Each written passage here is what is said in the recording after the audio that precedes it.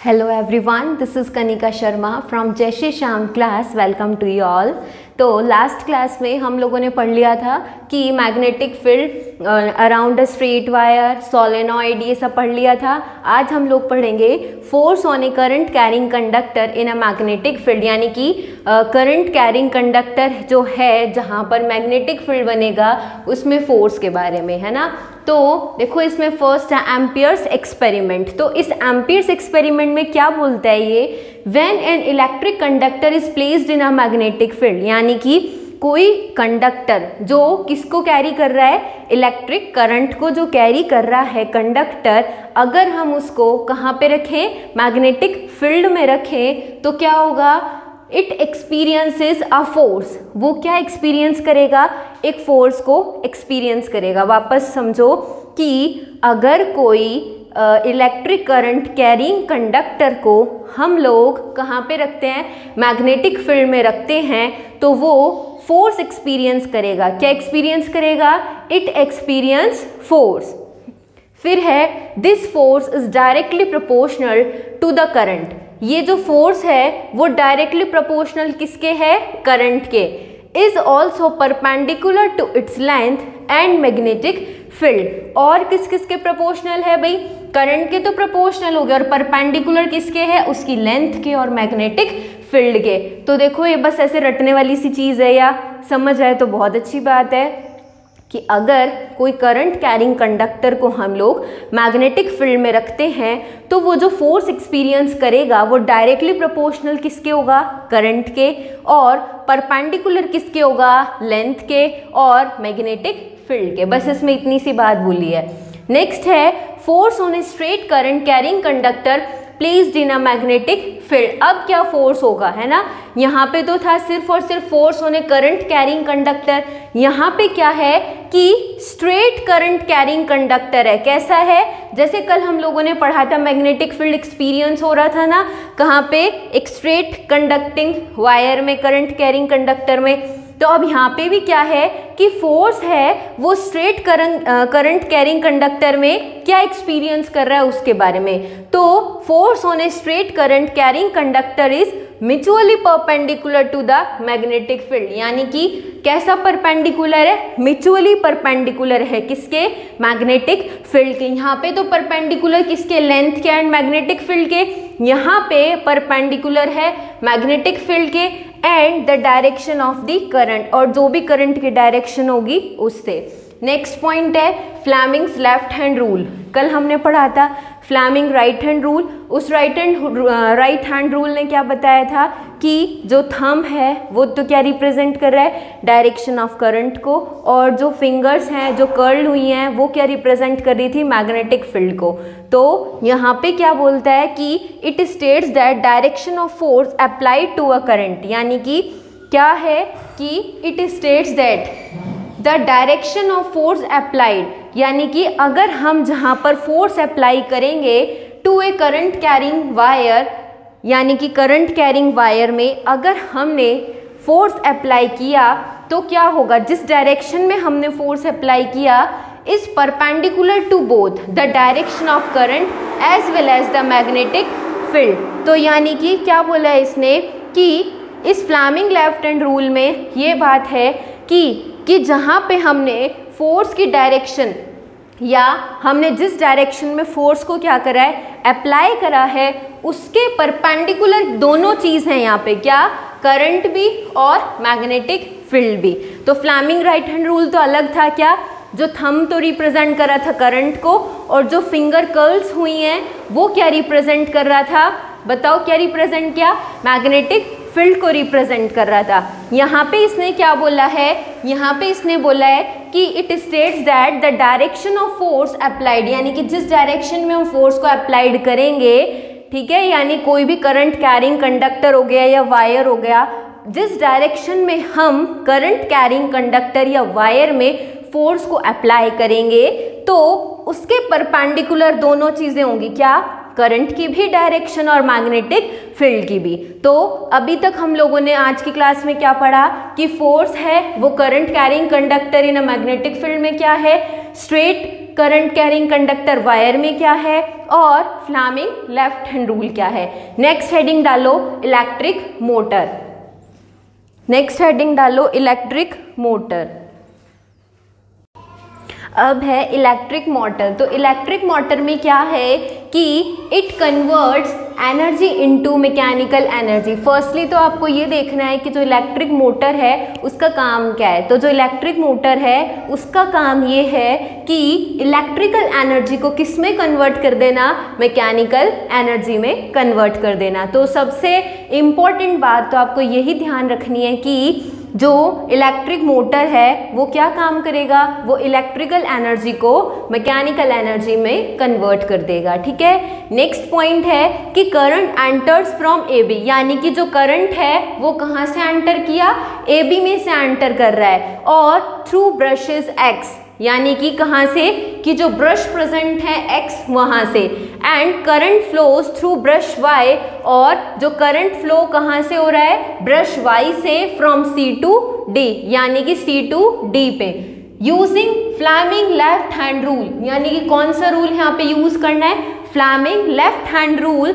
We find the force pushes AB downward, यानी कि हम लोग फ्लैमिंग लेफ्ट हैंड रूल से ये देखेंगे कि जो फोर्स है वो कहाँ पे डाउनवर्ड है, AB में, यानी कि जो फोर्स है वो किधर की साइड पुश है, AB डाउनवर्ड की side, and pushes CD upward, और जो CD है उसको कहाँ पे पुश किया है, अपवर्ड्स की साइड। तो फ्लैमिंग लेफ्ट हैंड रूल से हम लोगों ने क्या देखा कि जो AB है वो तो जो AB का जो फोर्स है वो तो डाउनवर्ड की तरफ है, और जो CD का जो फोर्स है वो अपवर्ड की साइड है।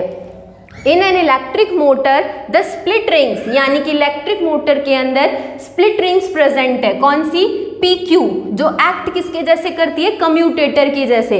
That reverse the direction of the current, जो क्या करती है, डायरेक्शन जो है करंट की उसको रिवर्स कर देती है।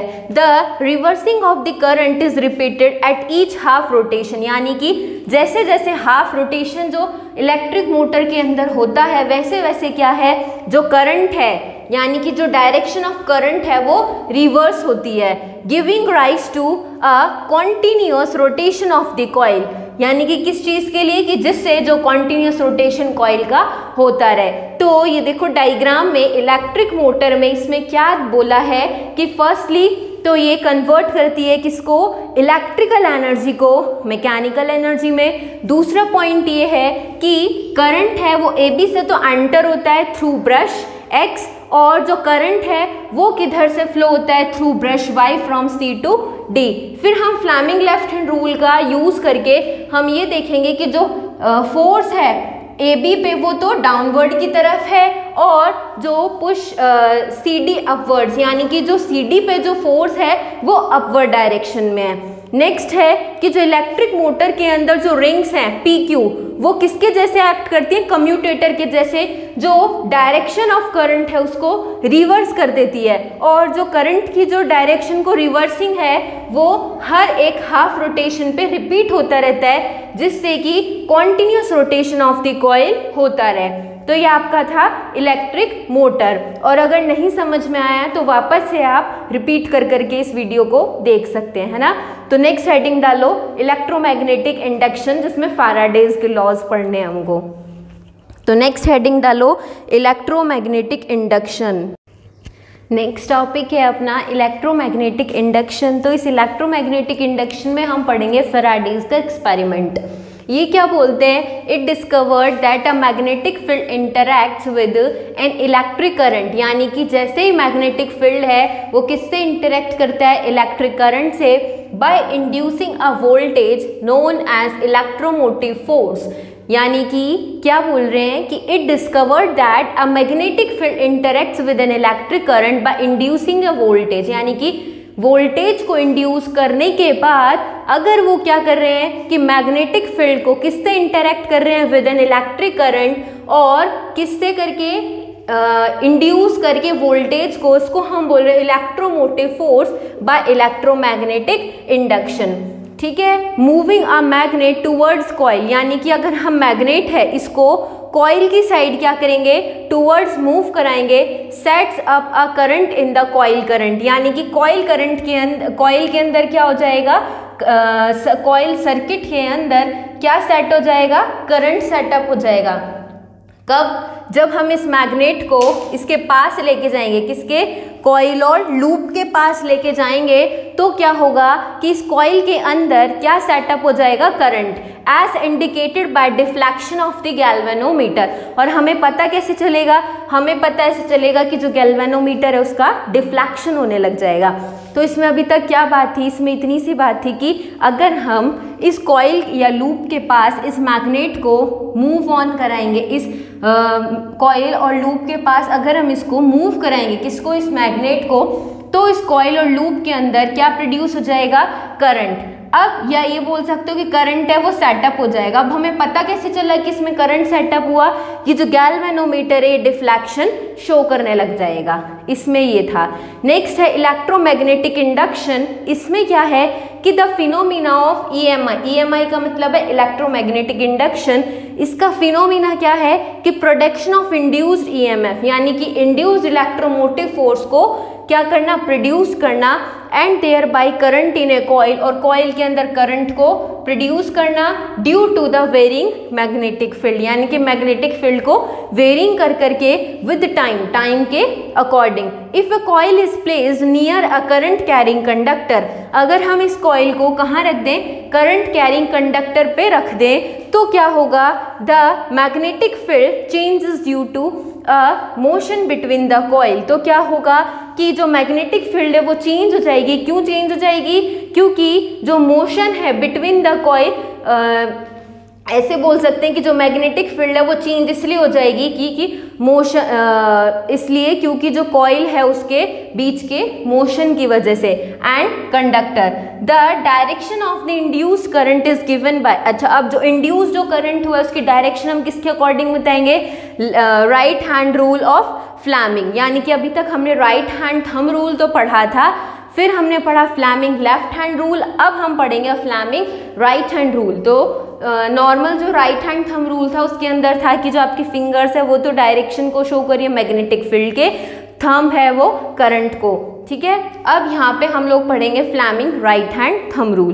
तो अभी तक इसमें से यही था, इस वाले डायग्राम को समझे तो कि अगर आप मैग्नेट को इस कॉइल या लूप के पास लेके जाओगे तो यहाँ पे करंट प्रोड्यूस हो जाएगा, और वो हमको कैसे पता चलेगा, गैल्वेनोमीटर के डिफ्लेक्शन से।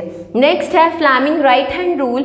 According to this the thumb, four finger and middle finger of the right hand, यानी कि thumb, four finger and middle finger of the right hand, अगर हम उसको स्ट्रेच करेंगे to be perpendicular to each other, ये क्या हो गए, एक दूसरे के परपेंडिकुलर है, ये परपेंडिकुलर नहीं हो गया क्या।